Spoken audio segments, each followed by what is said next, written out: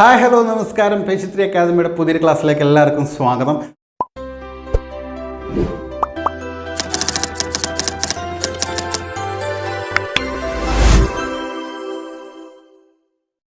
ഇന്ന് നമ്മൾ കേട്ടതിൻ്റെ കാറ്റഗറി 2 സയൻസിലെ 2017 ഓഗസ്റ്റിൽ വന്നിട്ടുള്ള കുറച്ച് ക്വസ്റ്റ്യൻസ് എടുത്തിട്ട് അത് റിലേറ്റ് ചെയ്തിട്ടുള്ള ഫാക്റ്റുകളാണ് നമ്മളിവിടെ നോക്കാനായിട്ട് പോകുന്നത്. പ്രീവിയസ് ക്വസ്റ്റ്യൻ പേപ്പർ വളരെ ഇമ്പോർട്ടൻ്റ് ആണ്. അപ്പോൾ അത് കൃത്യമായിട്ട് നോക്കുക തന്നെ വേണം. അത് റിലേറ്റ് ചെയ്തിട്ടുള്ള ഫാക്റ്റുകൾ നോക്കണം. അപ്പോൾ അങ്ങനെയായിരിക്കും നമുക്ക് എന്ത് ചെയ്യുക, ക്വസ്റ്റ്യൻസ് വരിക. അങ്ങനെ ഒരുപാട് തവണ ക്വസ്റ്റ്യൻസ് വന്നിട്ടുണ്ട്. അതെല്ലാം നമ്മൾ ഓരോ ക്വസ്റ്റ്യൻസ് കഴിയുമ്പോൾ നമ്മൾ എന്ത് ചെയ്യുന്നുണ്ട്, പറഞ്ഞു തരുന്നുണ്ട്. അപ്പോൾ ഇന്ന് ഡിസ്കസ് ചെയ്യാൻ പോകുന്നത് ഓഗസ്റ്റ് 2017 ക്വസ്റ്റ്യൻ പേപ്പറാണ്. അതുപോലെ തന്നെ നമ്മുടെ പുതിയ ബാച്ച് ആരംഭിക്കുന്നത് തിങ്കളാഴ്ചയാണ്. ജൂലൈ 29-നാണ് നമ്മുടെ പുതിയ കേട്ടറ്റിൻ്റെ കാറ്റഗറി 1, കാറ്റഗറി 2, കാറ്റഗറി 3ക്ക് വേണ്ടിയിട്ടുള്ള ബാച്ച് ആരംഭിക്കുന്നത്. ജോയിൻ ചെയ്യാൻ താല്പര്യമുള്ളവർ ചുവടെ കാണുന്ന 9747886626 എന്ന് പറയുന്ന പേജ്3 അക്കാദമിയുടെ ഒഫീഷ്യൽ നമ്പറിലേക്ക് വിളിക്കുക. അതുപോലെ തന്നെ നിങ്ങൾക്ക് കേട്ടിട്ട് റിലേറ്റഡ് ആയിട്ടുള്ള ഏത് സംശയങ്ങൾക്കും പേജ്3 അക്കാദമിയെ കോൺടാക്ട് ചെയ്യാവുന്നതാണ്. അതുപോലെ ഈ ചാനൽ നിങ്ങൾക്ക് ഉപകാരപ്പെടുന്നുണ്ടെങ്കിൽ നമ്മുടെ ചാനലൊന്ന് സബ്സ്ക്രൈബ് ചെയ്യുക. ഒപ്പം തന്നെ ചുവടെ കാണുന്ന ബെൽ ഐക്കൺ കൂടി ഒന്ന് എനാബിൾ ചെയ്യുകയാണെങ്കിൽ നമ്മൾ അപ്ലോഡ് ചെയ്യുന്ന വീഡിയോസ് ഉടൻ തന്നെ നിങ്ങൾക്ക് നോട്ടിഫിക്കേഷനായിട്ട് ലഭിക്കുന്നതായിരിക്കും. അപ്പോൾ നമുക്ക് നേരെ നമ്മുടെ ക്ലാസ്സിലേക്ക് കിടക്കാം. നോക്കുക, ആദ്യത്തെ ക്വസ്റ്റ്യൻ എന്ന് പറയുന്നത്, ഒരു വസ്തുവിൻ്റെ ജഡത്വം താഴെ പറയുന്നവയിൽ എന്തിനെ ആശ്രയിച്ചിരിക്കുന്നു? ആ ക്വസ്റ്റ്യൻ പേപ്പറിൽ ഉണ്ടായിരുന്ന ഒരു ക്വസ്റ്റ്യൻ ആണ്. ഓക്കെ, ഒരു വസ്തുവിൻ്റെ ജഡത്വം താഴെ പറയുന്നവയിൽ എന്തിനെ ആശ്രയിച്ചിരിക്കുന്നു? ഫിസിക്സുമായി ബന്ധപ്പെട്ടിട്ടുള്ള ഒരു ക്വസ്റ്റ്യൻ ആണ്. ബലം, ഊർജം, ആക്കം, മാസ്. ഓക്കെ, അപ്പോൾ ഇത് എന്തിനാണ് ബന്ധപ്പെട്ടിരിക്കുന്നത്? ഓക്കെ, നമ്മൾ ഈ ജഡത്വത്തെക്കുറിച്ച് പഠിക്കുമ്പോൾ ചലന നിയമങ്ങൾ പഠിക്കുന്ന സമയത്ത് നമ്മളവിടെ ജഡത്വം എന്ന് പറയുന്ന ഒരു ഭാഗം പഠിക്കുന്നുണ്ട്. ഒന്നാം ചലന നിയമം പഠിക്കുന്ന ആ ഒരു സമയത്തുണ്ട് ജഡത്വവുമായി ബന്ധപ്പെട്ടിട്ടാണ് കിടക്കുന്നതെന്നൊക്കെ പറഞ്ഞിട്ട്. അപ്പോൾ ഇവിടെ ഒരു വസ്തുവിൻ്റെ ജഡത്വം താഴെ പറയുന്നവയിൽ എന്തിനെ ആശ്രയിച്ചിരിക്കുന്നു? ബലമാണോ, ഊർജ്ജമാണോ, ആക്കമാണോ, മാസാണോ? നമുക്കറിയാം അതിൻ്റെ മാസിനെ ആശ്രയിച്ചിരിക്കുന്നു. ഓക്കെ, മാസിനെയാണ് ആശ്രയിച്ചിരിക്കുന്നത് അല്ലേ. അപ്പോൾ അത് റിലേറ്റ് ചെയ്തിട്ട് നമുക്ക് കുറച്ച് കാര്യങ്ങൾ ജഡത്വവുമായി റിലേറ്റ് ചെയ്തിട്ടൊന്ന് നോക്കാം.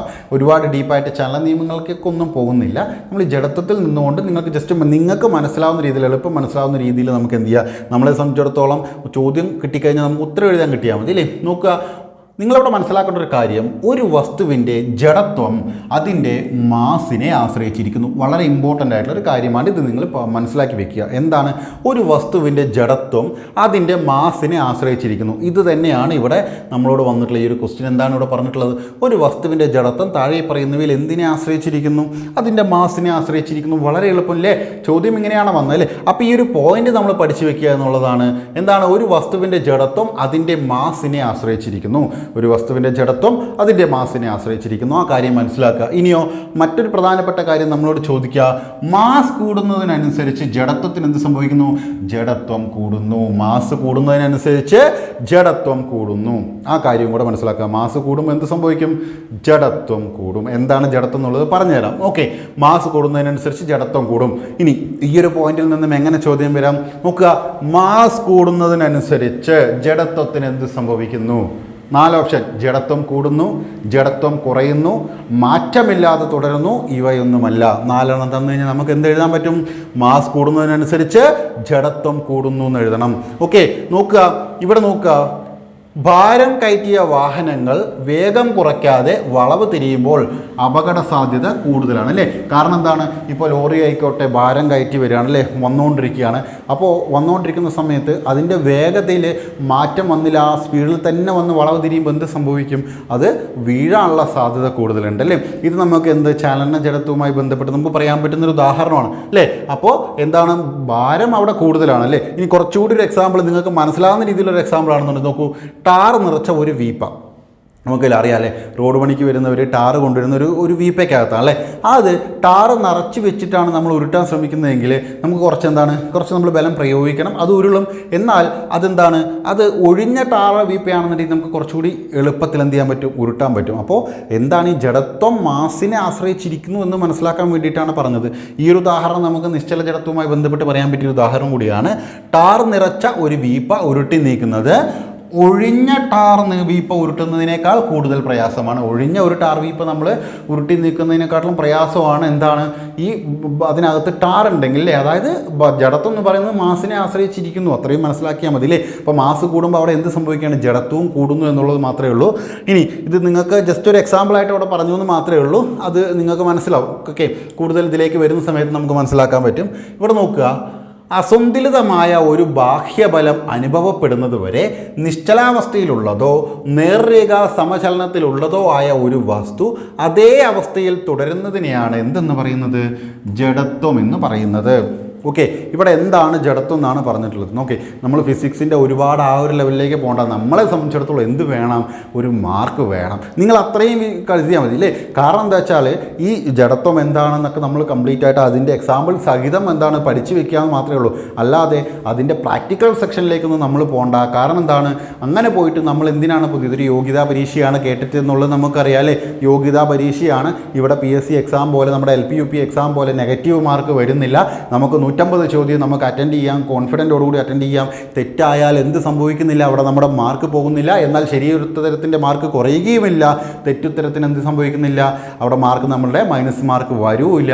അതുകൊണ്ട് നമുക്ക് ധൈര്യപൂർവ്വം 150 ചോദ്യങ്ങൾക്കും ഉത്തരം എഴുതാൻ സാധിക്കും. ഓക്കെ, അപ്പോൾ ഇവിടെ ഫിസിക്സിൻ്റെ ഒരുപാട് ഉള്ളിലേക്ക് ആഴ്ച സഞ്ചരിച്ചിട്ടൊന്നുമല്ല പറഞ്ഞിരുന്നത്. നിങ്ങൾക്കൊരു മാർക്ക് കിട്ടണം, അതിന് എന്തൊക്കെ മനസ്സിലാക്കി വെച്ചാൽ മതി? അത്രയും കാര്യം ചിന്തിച്ചാൽ മതി. ഓക്കെ, അപ്പോൾ ഇവിടെ എന്താണ് ജഡത്വം എന്ന് ജസ്റ്റ് ഒന്ന് മനസ്സിലാക്കി വെക്കുക. അസന്തുലിതമായ ഒരു ബാഹ്യബലം അനുഭവപ്പെടുന്നത് വരെ മനസ്സിലാക്കണം. ഈ ഒരു വാക്ക് നിങ്ങൾ മനസ്സിലാക്കണം. അസന്തുലിതമായ ബാഹ്യബലം എന്നുള്ള ഒരു വാക്ക് നിങ്ങൾ മനസ്സിലാക്കി വെക്കണം. ഓക്കെ, കാരണം പറഞ്ഞുതരാം.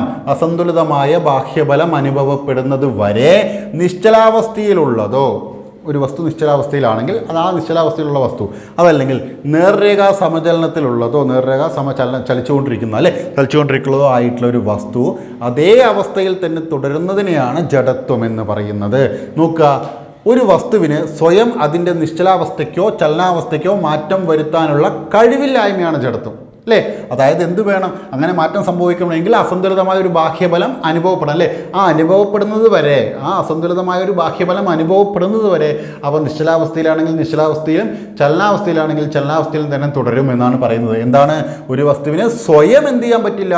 അതിൻ്റെ നിശ്ചലാവസ്ഥയ്ക്കോ ചലനാവസ്ഥയ്ക്കോ മാറ്റം വരുത്താൻ പറ്റില്ല. മാറ്റം വരുത്താനുള്ള കഴിവില്ലായ്മയാണ് നമ്മൾ ജഡത്വം എന്ന് പറയുന്നത്. ഓക്കെ, അത്രയും മനസ്സിലാക്കി വെക്കുക. ഇനി നോക്കുക, അസന്തുലിത ബാഹ്യബലം പ്രയോഗിച്ചാൽ മാത്രമേ വസ്തുവിൻ്റെ ചലനാവസ്ഥയ്ക്കോ നിശ്ചലാവസ്ഥയ്ക്കോ മാറ്റം വരികയുള്ളൂ. വളരെ ഇമ്പോർട്ടൻ്റ് ആയിട്ടുള്ള ഒരു പോയിൻ്റാണ്. ഞാനിവിടെ പോയിൻ്റ് ആയിട്ടാണ് പറയുന്നത് നിങ്ങൾക്ക് മനസ്സിലാകാൻ വേണ്ടിയിട്ട്. കാരണം ഈ ഒരു പോയിന്റിലൂടെ നമുക്ക് ചോദിക്കും, ഈ അസന്തുലിത ബാഹ്യബലം ജഡത്വവുമായി ബന്ധപ്പെട്ട് നിങ്ങൾക്ക് അവിടെ അസന്തുലിത ബാഹ്യബലം പ്രയോഗിച്ചാലേ അല്ലെ, അസന്തുലിതമായ ഒരു ബാഹ്യബലം പ്രയോഗിക്കണം. ആ ഒരു വാക്ക് നിങ്ങൾ മനസ്സിലാക്കി വെക്കുക. ഓക്കെ, കൂടുതൽ ഡീപ്പായിട്ട് നിങ്ങൾ പോകണ്ട. നോക്കുക, അസന്തുലിത ബാഹ്യബലം പ്രയോഗിച്ചാൽ മാത്രമേ വസ്തുവിൻ്റെ ചലനാവസ്ഥയ്ക്കോ നിശ്ചലാവസ്ഥയ്ക്കോ മാറ്റം വരികയുള്ളൂ. ആ കാര്യം ഓക്കെ അല്ലേ? ആ ഒരു സ്റ്റേറ്റ്മെൻറ്റ് ഓക്കെ അല്ലേ നിങ്ങളുടെ മൈൻഡിലേക്ക്? ഓക്കെ, അടുത്ത് നോക്കൂ, ഈ ജഡത്വം എന്ന് പറയുന്ന ആശയം മുന്നോട്ട് വെച്ചത് ആരാണ്? അത് ഗലീലിയോ ഗലീലിയാണ്. ജഡത്വം എന്ന് പറയുന്ന ഒരു ആശയം മുന്നോട്ട് വെച്ചത് ഗലീലിയാണ്.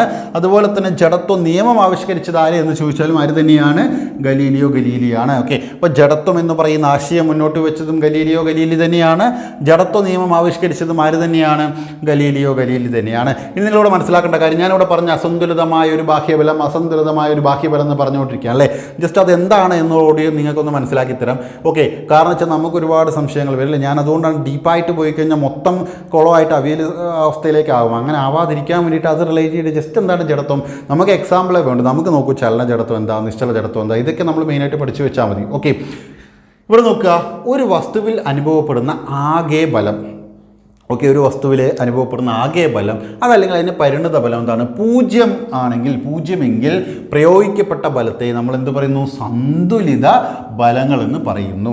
ഓക്കെ, അപ്പോൾ നമ്മൾ അസന്തുലിത ബലം നമ്മൾ പറഞ്ഞില്ലേ, അതുപോലെ തന്നെ സന്തുലിത ബലം എന്താണ്? സന്തുലിത ബലം നോക്കണം. കാരണം എന്താണ്? ഓപ്ഷനകത്ത് സന്തുലിത ബാഹ്യബലം, സന്തുലിത ആന്തരിക ബലം, അസന്തുലിത ബാഹ്യബലം, അസന്തുലിത ആന്തരിക ബലം എന്ന് പറഞ്ഞിട്ട് അങ്ങനെ ഓപ്ഷൻസ് വരാം. ഇപ്പോൾ ജഡത്വമായി റിലേറ്റ് ചെയ്തിട്ട് നമുക്കൊരു ബലം അറിയാം, അസന്തുലിത ബാഹ്യബലം. അതിനാണ് ആ ഒരു വാക്ക് അസന്തുലിത ബാഹ്യബലം എന്ന് ഇപ്പോൾ നിങ്ങളോട് പഠിച്ചു വെക്കാനായിട്ട് പറഞ്ഞു. ജഡത്വവുമായി റിലേറ്റ് ചെയ്തിട്ട് നമുക്ക് വരുമ്പോൾ 4 ഓപ്ഷൻ വരുമ്പോൾ അതിനകത്ത് നിന്ന് നമുക്ക് അസന്തുലിത ബാഹ്യബലം തിരഞ്ഞെടുക്കാൻ പറ്റണം. ഓക്കെ, അപ്പോൾ ഒരു വസ്തുവിന് അനുഭവപ്പെടുന്ന ആകെ ബലം അത് അഥവാ പരിണിത ബലം 0 പ്രയോഗിക്കപ്പെട്ട ബലങ്ങളെ സന്തുലിത ബലങ്ങൾ എന്ന് പറയുന്നു. ഇത്തരം ബലങ്ങൾക്ക് നിശ്ചലാവസ്ഥയിലുള്ള വസ്തുക്കളെ ചലിപ്പിക്കാനോ ചലിക്കുന്ന വസ്തുക്കളെ നിശ്ചലമാക്കാനോ സാധിക്കില്ല. ഓക്കെ, അപ്പോൾ സന്തുലിത ബലങ്ങൾക്ക് എന്താണ്? ചലിക്കുന്ന വസ്തുക്കളെ നിശ്ചലമാക്കാനോ നിശ്ചലമായിരിക്കുന്ന ഒരു വസ്തുവിനെ ചലിപ്പിക്കാനോ സാധിക്കില്ല എന്ന് നിങ്ങൾ മനസ്സിലാക്കുക. ഇനി ഒരു വസ്തുവിൽ അസന്തുലിത ബലം പ്രയോഗിക്കുമ്പോൾ, ഒരു വസ്തുവിൽ അസന്തുലിതമായ ഒരു ബലം പ്രയോഗിക്കുമ്പോൾ നിശ്ചലാവസ്ഥയുള്ള വസ്തുവിന് ചലനം സംഭവിക്കുകയും ചലനാവസ്ഥയിലുള്ള വസ്തുവിന് ചലനദിശയ്ക്കോ വേഗത്തിനോ മാറ്റം വരികയും ചെയ്യുന്നു. ഓക്കെ, അപ്പോൾ എന്താണ് ഇവിടെ സന്തുലിതം അസന്തുലിതം എന്ന് മാത്രം ജസ്റ്റ് ഒന്ന് പറഞ്ഞു എന്നേ ഉള്ളൂ. ഓക്കെ, ഒരു വസ്തുവിൽ അസന്തുലിത ബലം പ്രയോഗിക്കുന്ന സമയത്ത് നിശ്ചലാവസ്ഥയിലുള്ള വസ്തുവിന് ചലനം സംഭവിക്കുകയും ചലനാവസ്ഥയിലുള്ള വസ്തുവിൻ്റെ ചലനദിശയ്ക്കോ വേഗത്തിനോ മാറ്റം സംഭവിക്കുകയും ചെയ്യുന്നു. ഓക്കെ, ഇനി വളരെ ഇമ്പോർട്ടൻ്റ് ആയിട്ടുള്ളൊരു കാര്യമാണ്, ആന്തരിക ബലങ്ങൾക്ക് വസ്തുക്കളെ ചലിപ്പിക്കാൻ കഴിയില്ല. ആന്തരിക ബലങ്ങൾക്ക് വസ്തുക്കളെ ചലിപ്പിക്കാൻ കഴിയില്ല. ഇപ്പോൾ ഒരു ഉദാഹരണം പറയുകയാണെങ്കിൽ, നിങ്ങൾ എന്ത് ചെയ്യാണ്, ആ കസേരയ്ക്ക് മുകളിൽ കയറിയിരുന്നു കൊണ്ട് കസേരയെ തള്ളി നീക്കാൻ ശ്രമിച്ചാൽ എന്താണ്, കസേര നീങ്ങില്ല. ഇനി ഒരു ഉദാഹരണത്തിന് നിങ്ങളൊരു കാറിനകത്ത് കയറി ഇരുന്നിട്ട് ആ കാറിനെ തള്ളാനുള്ളൊരു ബലം പ്രയോഗിക്കുകയാണ് അല്ലേ, തള്ളുന്ന സമയത്ത് ആ കാറിന് എന്തെങ്കിലും സംഭവിക്കുമോ? കാറ് നീങ്ങില്ല. മറിച്ച് നിങ്ങൾ പുറത്തിറങ്ങിയിട്ട് എന്താണ്, നിങ്ങൾ തള്ളുകയാണെന്നുണ്ടെങ്കിൽ ബാഹ്യബലം പ്രയോഗിക്കുകയാണെങ്കിൽ എന്ത് സംഭവിക്കും? ആ കാറ് നീങ്ങും അല്ലേ. പുറത്തിറങ്ങിക്കൊണ്ട് തള്ളുകയാണെന്നുണ്ടെങ്കിൽ ആ കാറിൽ നിന്നും ആ കാരണത്തിലേക്ക് ഒരു പെട്ടിയാട്ടോൻ്റെ പുറകിൽ മുകളിൽ കയറി നിന്നിട്ട് പെട്ടിയാട്ടോ തള്ളി നീക്കാൻ ശ്രമിച്ചാൽ അത് നീങ്ങുമോ? ഇല്ല അല്ലേ. അപ്പോൾ ബാഹ്യബലം, അസന്തുലിത ബാഹ്യബലം അല്ലേ. അപ്പോൾ ഇവിടെ എന്താണ് പറഞ്ഞത്? ആന്തരിക ബലങ്ങൾ അല്ലേ, ഉള്ളിലിരുന്നുകൊണ്ട് ആന്തരിക ബലങ്ങൾക്ക് വസ്തുക്കളെ ചലിപ്പിക്കാൻ കഴിയില്ല. ഒരു വസ്തു ചലിക്കണമെങ്കിൽ അസന്തുലിത ബാഹ്യബലം പ്രയോഗിക്കണം. ഓക്കെ, മനസ്സിലായില്ല? ഒരു വസ്തു ചലിപ്പിക്കണമെങ്കിൽ അസന്തുലിത ബാഹ്യബലം പ്രയോഗിക്കണം. അപ്പോൾ എന്താണ്, നമ്മൾ ജഡത്വവുമായി ബന്ധപ്പെട്ടിട്ടാണ് ഈ അസന്തുലിത ബാഹ്യബലത്തിൽ എത്തിയത്. ഓക്കെ, നിങ്ങൾ ചിലപ്പോൾ ക്ലാഷ് ആയിട്ടിരിക്കുകയായിരിക്കും. നിങ്ങൾ ഇതൊക്കെ ജസ്റ്റ് ഒന്ന് സ്റ്റേറ്റ്മെൻറ്റുകളൊന്നും വായിച്ച് മനസ്സിലാക്കി വെച്ചാൽ മതി. ഒരു വസ്തു ചലിക്കണമെങ്കിൽ അസന്തുലിത ബാഹ്യബലം പ്രയോഗിക്കണം. അതാണ് നമ്മൾ ഇവിടെ പറഞ്ഞിട്ടുള്ള എന്താണ്, അസന്തുലിതമായ ഒരു ബാഹ്യബലം അനുഭവപ്പെടുന്നത് വരെ നിശ്ചലാവസ്ഥയിലുള്ളതോ നേർരേഖാ സമചലനത്തിലുള്ളതോ ആയ ഒരു വസ്തു അതേ അവസ്ഥയിൽ തുടരുന്നതിനെയാണ് ജഡത്വം എന്ന് പറയുന്നത്. ആ ജഡത്വത്തിൽ നിന്നാണ് നമ്മളിങ്ങനെയൊക്കെ പോയത്. ഓക്കെ, അപ്പോൾ അതൊന്ന് മനസ്സിലാക്കി വെക്കുക. ക്ലിയർ അല്ലേ? ആ കാര്യം മനസ്സിലായില്ലേ? ഇനി അടുത്ത് നോക്കൂ, ചലന ജഡത്വത്തെക്കുറിച്ച് നമുക്ക് നോക്കാം. നമ്മൾ പറഞ്ഞു ചലന ജഡത്വം, നിശ്ചല ജഡത്വം. ഈ ജഡത്വം നമ്മൾ പൊതുവേ അതിന് ജഡത്വം എന്ന് പറയുമെങ്കിലും അതിനകത്ത് ചലന ജഡത്വമുണ്ട്, നിശ്ചല ജഡത്വമുണ്ട്. ഓക്കെ, നിങ്ങൾക്ക് മനസ്സിലാകുന്ന രീതിയിൽ തന്നെ അത് പറഞ്ഞു തരാം. നോക്കുക, എന്താണ് ചലന ജഡത്വം? ചലന ജഡത്വം നോക്കുക, ചലനാവസ്ഥയിലിരിക്കുന്ന ഒരു വസ്തുവിന്. അപ്പോൾ ചലന ജഡത്വം എന്ന് പറയുമ്പോൾ നിങ്ങൾ മനസ്സിലാക്കേണ്ടത് ആ വസ്തു ചലിച്ചുകൊണ്ടിരിക്കുകയാണ്. ചലന ജഡത്വം എന്ന് പറഞ്ഞാൽ ചലിച്ചുകൊണ്ടിരിക്കുകയാണെന്ന് വേണം നിങ്ങളുടെ മൈൻഡിലേക്ക് കൊണ്ടുവരാൻ. ഓക്കെ, അപ്പം നിങ്ങൾക്ക് എളുപ്പത്തിൽ നിങ്ങൾക്കത് മനസ്സിലാക്കാൻ പറ്റും. ഓക്കെ, ചലനാവസ്ഥയിലിരിക്കുന്ന ഒരു വസ്തുവിന് അതിൻ്റെ ചലിച്ചുകൊണ്ടിരിക്കുന്ന അവസ്ഥയിൽ തന്നെ തുടരാനുള്ള പ്രവണതയാണ് ചലനജഡത്വം എന്ന് പറയുന്നത്. ഓക്കെ, എന്താണ് ചലിച്ചുകൊണ്ടിരിക്കുന്ന അല്ലെങ്കിൽ ചലനാവസ്ഥയിലിരിക്കുന്ന ഒരു വസ്തുവിന് അതിൻ്റെ ചലിച്ചുകൊണ്ടിരിക്കുന്ന അവസ്ഥയിൽ തന്നെ തുടരുന്നതിനെയാണ് നമ്മൾ ചലനജഡത്വം എന്ന് പറയുന്നത്. നിങ്ങൾ എക്സാമ്പിൾ നോക്കിയാൽ നിങ്ങൾക്കത് മനസ്സിലാവും. നോക്കൂ, ഓടി വരുന്ന ഒരു അത്ലറ്റിന് ഫിനിഷിംഗ് ലൈനിൽ എത്തിയാലുടൻ ഓട്ടം അവസാനിപ്പിക്കാൻ കഴിയില്ല. ഓക്കെ, അതെന്തിന് ഉദാഹരണമാണ്? ചലനജഡത്വമാണോ നിശ്ചല ജഡത്വമാണോ എന്ന് ചോദിക്കും. അപ്പം നിങ്ങൾ മനസ്സിലാക്കേണ്ടത്, ഓടി വരുന്ന അത്ലറ്റ് അദ്ദേഹം ഓടിക്കൊണ്ടിരിക്കുകയാണ്, ചലിച്ചുകൊണ്ടിരിക്കുകയാണ്, ചലനജഡത്വമാണ് നിങ്ങളുടെ മണ്ണിലേക്ക് വരും അല്ലേ. കാരണം പെട്ടെന്നൊരു പോയിന്റിൽ അദ്ദേഹം നിൽക്കാൻ പറ്റില്ല, ഓടിക്കൊണ്ടിരിക്കുകയാണ്. അദ്ദേഹം എന്താണ്, ആ ഫിനിഷിംഗ് ലൈനിലെത്തി കുറച്ച് ദൂരം കൂടെ പോയിട്ടേ എന്താണുള്ളൂ അദ്ദേഹത്തിന് ആ ഓട്ടം നിർത്താൻ സാധിക്കുള്ളൂ. നമുക്കറിയാലോ അല്ലേ, കുറച്ച് ദൂരം എന്തായാലും ഓടും അല്ലേ. അതാണ് ഇവിടെ പറഞ്ഞത്. അപ്പോൾ എന്താണ്, ഒരു ചലനാവസ്ഥയിലിരിക്കുന്ന ഒരു വസ്തുവിന് അതിൻ്റെ ചലിച്ചുകൊണ്ടിരിക്കുന്ന അവസ്ഥയിൽ തന്നെ തുടരാനുള്ള ആ ഒരു പ്രവണതയാണ് നമ്മൾ ചലനജഡത്വം എന്ന് പറയുന്നത്. അപ്പോൾ അതിൻ്റെ ഒരു ഉദാഹരണം നോക്കൂ, ഓടി വരുന്ന അത്ലറ്റിന് ഫിനിഷിംഗ് ലൈനിൽ എത്തിയാലുടൻ ഓട്ടം അവസാനിപ്പിക്കാൻ കഴിയാത്തത് എന്തിന് ഉദാഹരണമാണ്? അപ്പോൾ നിങ്ങൾ ആലോചിക്കുക, അദ്ദേഹം ചലിച്ചുകൊണ്ടിരിക്കുകയായിരുന്നു, ചലനജഡത്വത്തിന് ഉദാഹരണമാണ്. ഇനി അടുത്ത് നോക്കൂ, ലോങ് ജമ്പ് കായിക താരങ്ങൾ ചാടുന്നതിന് മുമ്പ് അല്പം ദൂരം ഓടുന്നത്. അത് ഒരു സ്ഥലത്ത് നിന്നിട്ട് പെട്ടെന്ന് ചാടുന്നതിനെക്കാട്ടും നല്ലത് കുറച്ച് ദൂരം ഒന്ന് ഓടി വന്നിട്ട് ചാടുകയാണെന്നുണ്ടെങ്കിൽ എന്ത് സംഭവിക്കും? പെട്ടെന്ന് ചാടാൻ പറ്റില്ലേ. അതായത് ആ ഒരു എന്താണ്, ആ അവസ്ഥയിൽ തന്നെ അവർ തുടരുകയല്ലേ, ഓടിയിരുന്ന ആ അവസ്ഥയിൽ തന്നെ ചാടുന്നു അല്ലേ. അങ്ങനെ നോക്കണ്ട, ഓടി വരുന്നു അല്ലേ. അപ്പോൾ ലോങ് ജമ്പ് കായിക താരങ്ങൾ ചാടുന്നതിന് മുമ്പ് അല്പദൂരം ഓടുന്നത് എന്തിന് ഉദാഹരണമാണെന്ന് ചോദിച്ചാൽ ചലനജഡത്വമാണ്. ഇനി മറ്റൊന്ന്, ഓടിക്കൊണ്ടിരിക്കുന്ന ബസ് പെട്ടെന്ന് നിർത്തുമ്പോൾ യാത്രക്കാർ മുന്നോട്ട് പോകുന്നത് അല്ലേ. അതായത് ബസ് ഓടിക്കൊണ്ടിരിക്കുകയാണ്, നമ്മൾ ആ ബസ്സിനകത്ത് നിൽക്കുന്നുണ്ട്, ആ ബസ് പെട്ടെന്ന് ബ്രേക്ക് ചവിട്ടുമ്പോൾ നമ്മളെന്താണ്, നമ്മൾ ആ അവസ്ഥയിൽ തന്നെയാണല്ലേ. അപ്പോൾ നമ്മൾ എന്ത് സംഭവിക്കും, നമ്മൾ മുന്നോട്ട് പോകും അല്ലെങ്കിൽ വീഴും അല്ലേ.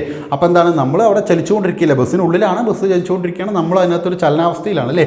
അപ്പോൾ എന്ത് സംഭവിക്കും, വീഴും. അത് നിങ്ങൾക്ക് മനസ്സിലാവാനാണ് അങ്ങനെ പറഞ്ഞു തരുന്നത് കേട്ടോ. ഓക്കെ, അപ്പോൾ ഇതെന്തിന് ഉദാഹരണമാണെന്ന് ചോദിക്കുള്ളൂ, ചലനജഡത്വമാണ്.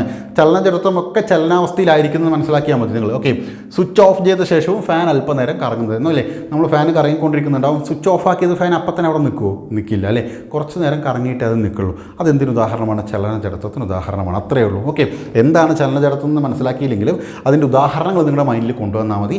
ചലനജഡത്വത്തിന് ഉദാഹരണമാണോ, എന്തിന് ഉദാഹരണമാണെന്ന് ചോദിക്കുമ്പോൾ നിങ്ങൾക്ക് എഴുതാൻ പറ്റിയാൽ മാത്രം മതി. ഓക്കെ, ആ ഉദാഹരണങ്ങൾ.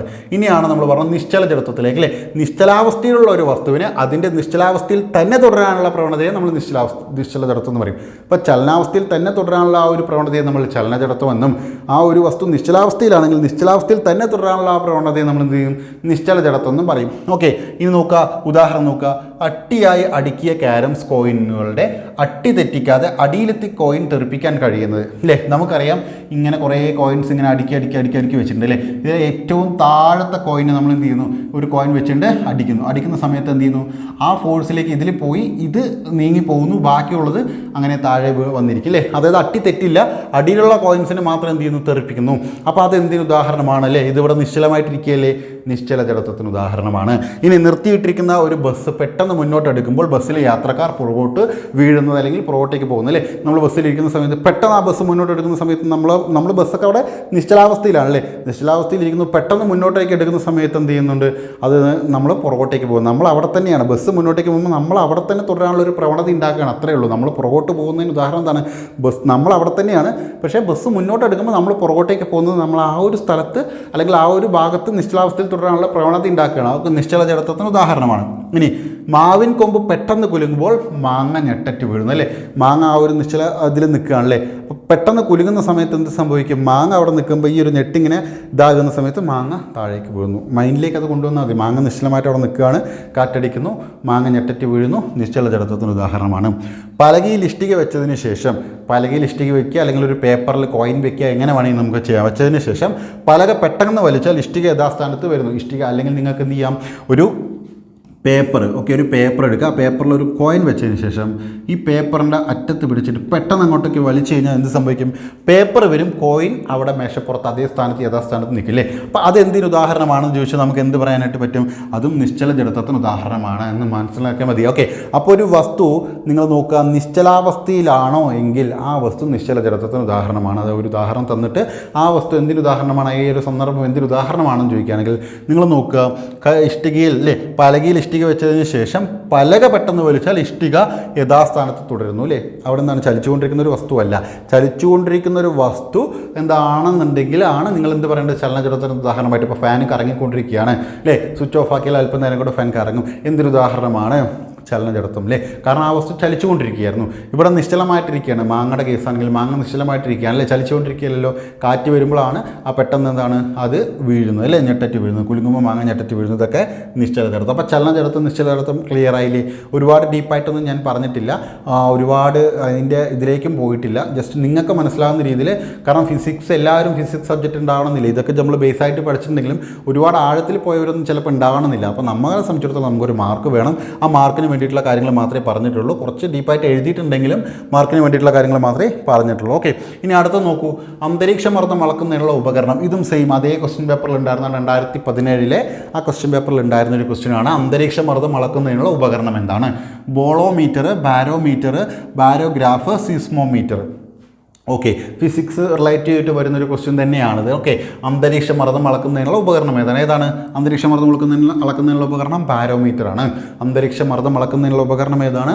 ബാരോമീറ്റർ ആണ് അന്തരീക്ഷ മർദ്ദം അളക്കുന്നതിനുള്ള ഉപകരണം. ഇനി നമുക്ക് കുറച്ച് ഉപകരണങ്ങളെ പറ്റി പരിചയപ്പെട്ടാലോ. ഓക്കെ, അപ്പോൾ ഇതും ഫിസിക്സ് റിലേറ്റഡ് ആയിട്ടുള്ളൊരു ക്വസ്റ്റ്യനാണ് നമ്മൾ അതിനകത്ത് നിന്ന് എടുത്തിട്ടുള്ളത്. നോക്കുക, അതിൽ ആദ്യത്തേത് നമ്മൾ നോക്കാനായിട്ട് പോകുന്നത് തെർമോമീറ്റർ ആണ്. ഏതാണ്? തെർമോമീറ്റർ ആണ് നമ്മൾ നോക്കാനായിട്ട് പോകുന്നത്. എന്താണ് തെർമോമീറ്റർ? ഊഷ്മാവ് അളക്കാൻ ഉപയോഗിക്കുന്ന ഉപകരണമാണ് തെർമോമീറ്റർ. ഊഷ്മാവ് അളക്കാൻ ഉപയോഗിക്കുന്ന ഉപകരണമാണ് തെർമോമീറ്റർ. ഊഷ്മാവ് അളക്കാൻ ഉപയോഗിക്കുന്ന ഉപകരണമാണ് തെർമോമീറ്റർ. അടുത്ത എന്താണ്? ടാക്കോമീറ്റർ. നമ്മൾ തെർമോമീറ്റർ നോക്കിയല്ലോ. ഇനി അടുത്ത് ടാക്കോമീറ്റർ. ടാക്കോമീറ്റർ നോക്കൂ, വിമാനങ്ങൾ, മോട്ടോർ ബോട്ടുകൾ എന്നിവയുടെ വേഗത രേഖപ്പെടുത്താൻ ഉപയോഗിക്കുന്ന ഉപകരണം. Okay, tachometer. ടാക്കോമീറ്റർ എന്താണ്? വിമാനങ്ങളുടെ, നമ്മളോട് ചോദിക്കും വിമാനങ്ങളുടെ വേഗത രേഖപ്പെടുത്താൻ ഉപയോഗിക്കുന്ന ഉപകരണം എന്തെന്ന് ചോദിച്ചാൽ ടാക്കോമീറ്റർ ആണ്. മോട്ടോർ ബോട്ടുകളുടെ വേഗത രേഖപ്പെടുത്താൻ ഉപയോഗിക്കുന്ന ഉപകരണം എന്ത് തന്നെയാണ്? ടാക്കോമീറ്റർ ആണ്. ഇനി സ്പീഡോമീറ്റർ എന്താണ്? അത് വാഹനങ്ങളുടെ വേഗത അളക്കാൻ ഉപയോഗിക്കുന്നതാണ് അല്ലേ? വാഹനങ്ങളുടെ വേഗത അളക്കാൻ ഉപയോഗിക്കുന്നതാണ് സ്പീഡോമീറ്റർ അല്ലേ? ആ ഒരു മുള്ളു കണ്ടില്ല, എത്ര ഇതിൻ്റെ സ്പീഡാണ് നമ്മൾ പോകുന്നത് എന്നുള്ളത്, അതാണ് സ്പീഡോമീറ്റർ. ഇനി നമ്മൾ ഓടിയ ദൂരം എത്രയാണെന്നുള്ളത് അളക്കുന്നത് എന്താണ്? എത്ര കിലോമീറ്റർ ഓടിയെന്ന് കൊണ്ട് അവിടെ കാണിക്കുന്നില്ലേ? അത് ഓഡോമീറ്ററാണ്. വാഹനങ്ങളുടെ സ്പീഡോമീറ്ററും ഉണ്ട്, ഓഡോമീറ്ററും ഉണ്ട്. ഓടിയ ദൂരം അളക്കുന്നതിന് ഓഡോമീറ്ററും, എത്ര സ്പീഡിലാണ് ഇപ്പോൾ പോയിക്കൊണ്ടിരിക്കുന്നത്, 10 കിലോമീറ്റർ സ്പീഡിൽ 20 കിലോമീറ്റർ സ്പീഡ് കൊണ്ട് ആ ഒരു സ്പീഡ് കാണിക്കുന്നില്ലേ? അതാണ് സ്പീഡോമീറ്റർ. ഓക്കെ, അപ്പോൾ അത് മനസ്സിലാക്കുക. വാഹനങ്ങളുടെ വേഗത അല്ലെ, വേഗത അളക്കാൻ ഉപയോഗിക്കുന്ന ഉപകരണമാണ് സ്പീഡോമീറ്റർ. ഓക്കെ, ഓഡോമീറ്റർ, സ്പീഡോമീറ്റർ മനസ്സിലായില്ലേ? റഡാർ, വിമാനങ്ങളുടെ ദിശയും പറക്കുന്ന ഉയരവും നിർണ്ണയിക്കാൻ ഉപയോഗിക്കുന്ന ഉപകരണമാണ് റഡാർ. ഓക്കെ, വിമാനങ്ങളുടെ ദിശയും പറക്കുന്ന ഉയരവും നിർണ്ണയിക്കാൻ ഉപയോഗിക്കുന്ന ഉപകരണം റഡാറാണ്. എന്താണ്? പൈറോമീറ്റർ. വളരെ ഇമ്പോർട്ടൻ്റ് ആയിട്ടുള്ള ഒരു കാര്യമാണ് പൈറോമീറ്റർ. നമ്മൾ പറഞ്ഞു തെർമോമീറ്റർ ഊഷ്മാവ് അളക്കാൻ ഉപയോഗിക്കുന്ന ഉപകരണമാണ് തെർമോമീറ്റർ എന്ന് പറഞ്ഞു അല്ലേ? തെർമോമീറ്റർ ഊഷ്മാവ് അളക്കാൻ ഉപയോഗിക്കുന്ന ഉപകരണമാണ്. പൈറോമീറ്റർ ഉയർന്ന ഊഷ്മാവ്, നോക്കുക, ഉയർന്ന ഊഷ്മാവ് രേഖപ്പെടുത്താൻ ഉപയോഗിക്കുന്ന ഉപകരണമാണ് പൈറോമീറ്റർ. ഉയർന്ന ഊഷ്മാവ് രേഖപ്പെടുത്താൻ ഉപയോഗിക്കുന്ന ഉപകരണമാണ് പൈറോമീറ്റർ. ഓക്കെ, പൈറോമീറ്റർ എന്താണ്? ഉയർന്ന ഊഷ്മാവ് രേഖപ്പെടുത്താൻ ഉപയോഗിക്കുന്ന ഉപകരണം. ഇനി മൈക്രോഫോൺ എന്താണ്? മൈക്രോഫോൺ, മൈക്കില്ലേ, അത് ശബ്ദ തരംഗങ്ങളെ വൈദ്യുത തരംഗങ്ങളാക്കി മാറ്റുന്ന ഉപകരണമാണ്. ഓക്കെ, അത് നമ്മൾ ഈ എനർജിയുടെ ഇതിനെക്കുറിച്ച് പഠിക്കുമ്പോൾ നമ്മൾ പഠിക്കും. ഇവിടെ എന്താണ് ഉപകരണം? എന്താണ്? മൈക്രോഫോൺ, അല്ലെങ്കിൽ നമ്മൾ മൈക്ക് ഉണ്ടല്ലോ, നമ്മൾ സംസാരിക്കില്ലേ, നമ്മൾ സംസാരിക്കുന്ന ശബ്ദത്തെ എന്താണ്? അത് വൈദ്യുത തരംഗങ്ങളാക്കിയിട്ട് ആംപ്ലിഫയറിലൂടെ എന്താണ്, ലൗഡ് സ്പീക്കറിലൂടെ വീണ്ടും ശബ്ദ തരംഗമായിട്ട് കൊണ്ടുപോകുന്നില്ലേ? നമ്മൾ ഊർജ്ജ മാറ്റങ്ങൾ പഠിക്കുമ്പോൾ അത് പഠിക്കാം. ഇവിടെ മൈക്രോഫോണ് ശബ്ദ തരംഗങ്ങളെ വൈദ്യുത തരംഗങ്ങളാക്കി മാറ്റുന്ന ഉപകരണമാണെന്ന് പഠിച്ചു വയ്ക്കുക. ഓക്കെ, ക്ലിയർ അല്ലേ? ഇതൊക്കെ വളരെ സിമ്പിളാണ്. ലൗഡ് സ്പീക്കർ എന്താണ്? വൈദ്യുത തരംഗങ്ങളെ, നമ്മൾ ആ കൊടുത്തിട്ടുള്ള മൈക്ക് വൈദ്യുത തരംഗങ്ങളാക്കുമല്ലോ, ഈ വൈദ്യുത തരംഗങ്ങളെ ശബ്ദ തരംഗങ്ങളാക്കി മാറ്റുന്നത് ലൗഡ് സ്പീക്കർ, നമ്മുടെ സ്പീക്കറില്ലേ, അത് അത്രയുള്ളൂ. നമ്മൾ മൈക്കിലൂടെ പറഞ്ഞ സ്പീക്കറിലൂടെ കേൾക്കില്ലേ, അതാണ് സംഭവം. ഓക്കെ, ഇനി മാനോമീറ്റർ. മാനോമീറ്റർ വാതകമർദ്ദം രേഖപ്പെടുത്താൻ ഉപയോഗിക്കുന്ന ഉപകരണമാണ് മാനോമീറ്റർ. വാതകമർദ്ദം. ഓക്കെ, വാതകമർദ്ദം രേഖപ്പെടുത്താൻ ഉപയോഗിക്കുന്ന ഉപകരണമാണ് മാനോമീറ്റർ. കുറച്ചേ പറഞ്ഞിട്ടുള്ളൂ കേട്ടോ, ഞാൻ ഒരുപാട് ഇതിലേക്ക് പോയിട്ടില്ല. നമുക്ക് പഠിക്കാം, അത് ടോപ്പിക്ക് പഠിക്കുന്ന സമയത്ത് നമുക്ക് പഠിക്കാമല്ലോ. മാനോമീറ്റർ വാതകമർദ്ദം രേഖപ്പെടുത്താൻ ഉപയോഗിക്കുന്ന ഉപകരണമാണ് മാനോമീറ്റർ. ഇനി ലാക്ടോമീറ്റർ. ലാക്ടോമീറ്റർ എന്താണ്? അത് പാലിൻ്റെ ഗാഢത അളക്കാൻ ഉപയോഗിക്കുന്ന ഉപകരണമാണ് ലാക്ടോമീറ്റർ. പാലിൻ്റെ ഗാഢതയില്ലേ, അത് അളക്കാൻ ഉപയോഗിക്കുന്നതാണ് ലാക്ടോമീറ്റർ. ഇനി ഹൈഡ്രോഫോൺ. ഹൈഡ്രോ എന്ന് കേൾക്കുമ്പോൾ തന്നെ നിങ്ങൾ ജലവുമായി ബന്ധപ്പെട്ടിട്ടുള്ളതാണെന്ന് മനസ്സിലാക്കണം. ഹൈഡ്രോ അല്ലേ, ഹൈഡ്രോഫോൺ, ജലവുമായി ബന്ധപ്പെട്ടതെല്ലാം ഹൈഡ്രോ അല്ലേ, ഹൈഡ്രോപോണിക്സ് കേട്ടില്ലേ, ഒക്കെ ഹൈഡ്രോ എന്നുള്ളതില്ലേ. അപ്പോൾ ഹൈഡ്രോഫോൺ എന്താണ്? ജലത്തിനടിയിൽ ശബ്ദം രേഖപ്പെടുത്താൻ ഉപയോഗിക്കുന്ന ഉപകരണമാണ് ഹൈഡ്രോഫോൺ. ജലത്തിനടിയിൽ ശബ്ദം രേഖപ്പെടുത്താൻ ഉപയോഗിക്കുന്ന ഉപകരണമാണ് ഹൈഡ്രോഫോൺ. ജലത്തിനടിയിലെ ശബ്ദം രേഖപ്പെടുത്താനാണ് ഹൈഡ്രോഫോൺ ഉപയോഗിക്കുന്നത്. ഇനി ഫാത്തോമീറ്റർ. ഫാത്തോമീറ്റർ സമുദ്രങ്ങളുടെ ആഴം രേഖപ്പെടുത്താൻ ഉപയോഗിക്കുന്ന ഉപകരണമാണ് ഫാത്തോമീറ്റർ. ഓക്കെ, ഫാത്തോമീറ്റർ എന്താണ്? സമുദ്രങ്ങളുടെ ആഴം രേഖപ്പെടുത്താൻ ഉപയോഗിക്കുന്ന ഉപകരണമാണ് ഫാത്തോമീറ്റർ. ഇനി വിൻഡ് വെയിൻ അല്ലേ, വിൻഡ് വെയിൻ എന്താണ്? കാറ്റിൻ്റെ ഗതി അറിയാൻ ഉപയോഗിക്കുന്ന ഉപകരണം. ഏത് ദിശയിലാണ് കാറ്റ് വീശുന്നത്, അതിൻ്റെ ഗതി അറിയാൻ വേണ്ടിയിട്ട്. ഓക്കെ, കാറ്റിൻ്റെ ഗതി അറിയാനാണ് വിൻഡ് വെയിൻ ഉപയോഗിക്കുന്നത്. ഇപ്പോൾ നമ്മൾ പറഞ്ഞതാണ് ബാരോമീറ്റർ, മറന്നിട്ടില്ലല്ലോ, അതിനാണ് അത് അവസാനം കൊടുത്തത്. അന്തരീക്ഷ മർദ്ദം അളക്കുന്ന ഉപകരണമാണ് ബാരോമീറ്റർ. അന്തരീക്ഷ മർദ്ദം അളക്കുന്ന ഉപകരണമാണ് ബാരോമീറ്റർ. അപ്പോൾ കുറച്ച് എന്താണ് അത് റിലേറ്റ് ചെയ്തിട്ടുള്ള ഉപകരണങ്ങൾ നമ്മൾ ആ ക്വസ്റ്റ്യൻ പഠിച്ചതുകൊണ്ട് തന്നെ അത് റിലേറ്റ് ചെയ്തിട്ടുള്ള കുറച്ച് ഉപകരണങ്ങൾ നമുക്ക് എന്താക്കി പഠിച്ചു അല്ലേ. ഓക്കെ, അപ്പോൾ എന്തായാലും നമുക്ക് ഇത്രയും കാര്യങ്ങൾ നമ്മൾ ആ ഒരു ക്വസ്റ്റ്യൻ പേപ്പറിൽ നിന്ന് ഫിസിക്സ് റിലേറ്റ് ചെയ്തിട്ടുള്ള 2 ക്വസ്റ്റ്യൻ എടുത്തിട്ടാണ് നമ്മൾ ഡിസ്കസ് ചെയ്തത്. അത് റിലേറ്റ് ചെയ്തിട്ടുള്ള ഫാക്റ്റുകൾ നമ്മൾ നോക്കിയിട്ടുണ്ട്. ഓക്കെ, അപ്പോൾ എല്ലാവർക്കും ക്ലാസ് കൃത്യമായിട്ട് മനസ്സിലായെന്ന് പ്രതീക്ഷിക്കുന്നു.